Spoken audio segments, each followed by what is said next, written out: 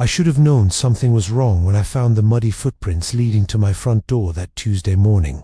They weren't mine. I'd been home all night, and these prints were too large, with a strange pattern I didn't recognize. But I was running late for work, so I just assumed it was a delivery driver or something. God, how I wish I'd paid more attention. That evening, I noticed my kitchen window was slightly open. I always keep it locked. Always. I live alone in this old house on Maple Street, and after what happened to Mrs. Chen next door last month, I've been extra careful about security. But there it was, unlocked, with the screen pushed out just enough for someone to slip their hand through. I told myself I must have forgotten. Maybe I'd opened it while cooking and just didn't remember. People forget things all the time, right? The real terror began on Wednesday night. I was watching TV in my living room when I heard it, a soft scratching sound coming from upstairs, like fingernails dragging across wood. My blood turned to ice. I muted the television and listened. Nothing, just the old house settling. I convinced myself. These Victorian homes make all sorts of sounds. But then I heard footsteps, slow, deliberate footsteps moving across my bedroom floor. Someone was in my house. I grabbed my phone with shaking hands and crept toward the stairs. Each step creaked under my weight, and I winced at every sound. The footsteps upstairs had stopped. As I reached the top of the staircase, my bedroom door, which I always leave open, was closed. My heart hammered against my ribs as I approached the door. I pressed my ear against it and heard nothing. Slowly, I turned the handle and pushed it open. The room was empty, but my window was wide open, curtains billowing in the night breeze. And on my pillow was a single white rose, fresh, still dripping with dew. I called the police immediately. Officer Martinez arrived within 20 minutes, but by then, I'd already checked every room, every closet, under every bed. Nothing. The officer was kind but clearly skeptical. No signs of forced entry, he said, examining the windows and doors. Maybe someone you know has a key. I shook my head. Only my sister has a spare key, and she lives 3 states away. Could be a secret admirer, Officer Martinez suggested with a weak smile. The rose and all, but I knew better. This wasn't romance. This was a warning. Thursday night, I barely slept. Every sound made me jump. The refrigerator humming, the house settling, the wind through the trees. I'd installed a security camera in my bedroom and pointed it at the window. If someone came back, I'd have proof. Friday morning, I checked the footage.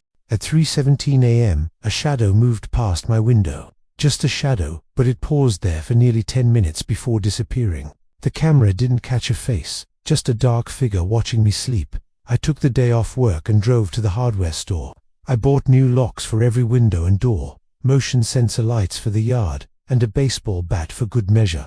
I wasn't going to be a victim. That night, I sat in my living room with all the lights on, the baseball bat across my lap, and the TV volume low so I could hear any unusual sounds.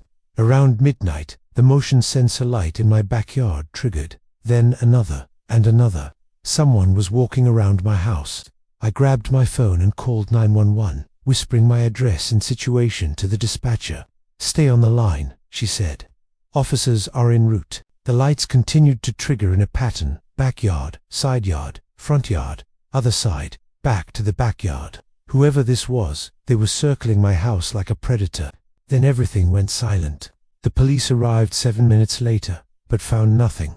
No footprints in the soft soil around my house. No signs of disturbance. Officer Martinez was there again, and I could see the pity in his eyes. He was starting to think I was losing my mind. Maybe I was. Saturday, I decided to install a security system throughout the entire house. Cameras in every room, sensors on every window and door. The works. It cost me $2,000, but my sanity was worth more than that. That night, I felt safer. I had eyes everywhere now. Digital guardians watching over me. I actually managed to fall asleep around 1 a.m. I woke up at 6 a.m. to my phone buzzing with security alerts. 17 notifications from the app. My hands trembled as I opened it. The first alert was from the kitchen camera at 2:15 a.m. Motion detected.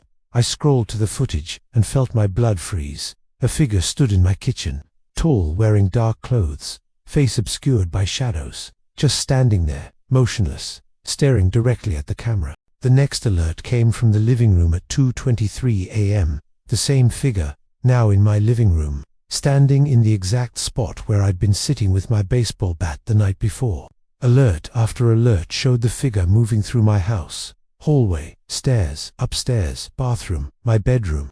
In the bedroom footage, the figure approached my bed while I slept. They stood there for 47 minutes, just watching me. At one point, they reached out as if to touch my face, stopping just inches away. The final alert was from 5:55 a.m., kitchen camera. The figure was leaving, but this time, they looked directly at the camera and raised their hand in a slow, deliberate wave. Even through the grainy night vision footage, I could see they were smiling. I'm writing this from a hotel room across town. I can't go back to that house. I won't. The police have the footage now, and they're finally taking this seriously. Detective Walsh says they're redusting for prints and checking with neighbors to see if anyone saw anything suspicious. But I know they won't find anything. Somehow, I know this person is too careful, too methodical. They've been planning this for weeks, maybe months. The muddy footprints, the unlocked window, the rose, it was all leading to this. What scares me most isn't that someone was in my house while I slept. It's that they had been coming and going for God knows how long before I even noticed. How many nights did they stand over my bed? How many times did they walk through my home, touching my things, learning my routines?